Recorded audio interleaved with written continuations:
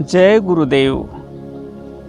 शिव म्हणे ओ वरानने, जो गुरु वाचुनी काही नेने, सर्वस्व माझे गुरु म्हणे, अनन्य भावे शरण तो. संत शिरोमणी शिवयोगी मन्मथ माऊलींनी परमरहस्य या प्रासादिक ग्रंथातील 4थ्या अध्यायामध्ये जीवाच्या बंधनाचं कारण, जीवाचे मुक्तीचं कारण, बंधनाचं स्वरूप, मुक्त पुरुषाचं स्वरूप, मोक्षाचं स्वरूप, निर्वाण स्थितीचं स्वरूप, जीवनमुक्ताचं स्वरूप समजावून सांगितलं. हा परमरहस्य ग्रंथ म्हणजे शिव पार्वतीचा संवाद आहे, गुरु शिष्याचा संवाद आहे.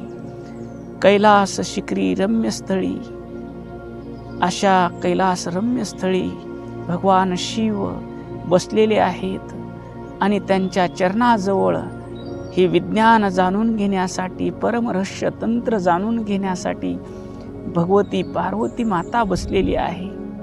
भगवती पार्वती मातेनं विचारलं, देवा, तुम्ही मागील अध्यायामध्ये बंधन कशाला म्हणावं आणि मोक्ष कशाला म्हणावं सांगितलं.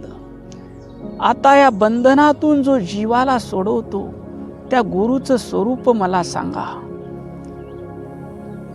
त्यावेळेस भगवान शिव प्रसन्न होतात आणि म्हणतात, शिव म्हणे ओ वरानने, हे भगवती पार्वती, जो साधक गुरु भक्तीत तल्लीन होतो, जो गुरु वाचुनी काही नेणे, त्याला गुरुशिवाय काहीच सुचत नाही. डोळ्यानं पाहतो तर जगामध्ये, सर्व व्यक्तीमध्ये, वस्तूमध्ये, सर्व चराचरामध्ये त्याला गुरुचं रूपच दिसतं. कानानं तो शब्द ऐकताना गुरु वाणीच ऐकतो, गुरु माऊलीचे शब्दच त्याच्या कानावर पडतात. मुखानं तो गुरुनं दिलेल्या महामंत्र पंचाक्षराचं नामचिंतन करतो, षडाक्षरी महामंत्राचा जप करतो. प्रसाद ग्रहण करत असताना प्रत्येक घास माझ्या अंतरंगात बसलेले गुरु माऊली ग्रहण करत आहेत असा त्याचा भाव असतो. तो हाताने काम करत असताना या हाताला जे कार्य माझ्या हाताकडून करून घेत आहेत ते माझी गुरु माऊलीच आहेत. पायाने चालत असताना मी गुरु कार्यासाठीच चालत आहे असा भाव होतो. त्याचे कांता, पुत्र, धन, संपत्ती, शरीर, मन, वाणी, बुद्धी सर्व काही गुरुच्या चरणी समर्पित असतं. तो संसारातले कार्य हे माझं कार्य आहे, माझा संसार आहे म्हणून करत नाही. हे गुरुचंच आहे, ही शेती गुरुचीच आहे, हा धंदा व्यवसाय गुरुचाच आहे आणि मी गुरुची सेवा करत आहे या भावनेनं तो घरात काम करत असला, शेतीमध्ये काम करत असला, दुकानावर व्यापार करत असला, नोकरी करत असला, तर तो गुरुची सेवाच करत आहे असा त्याचा भाव असतो. गुरु वाचुनी काही नेणे, त्याला गुरु वाचुनी दुसरं काही सुचत नाही, दुसरं तो काहीच जाणत नाही. माझे आप्पाच सर्व काही आहेत, सर्वस्व माझे गुरु म्हणे.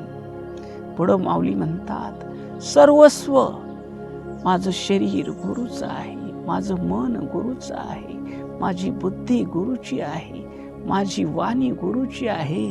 इतकंच नव्हे तर माझा प्रत्येक श्वास सुद्धा गुरुचा आहे.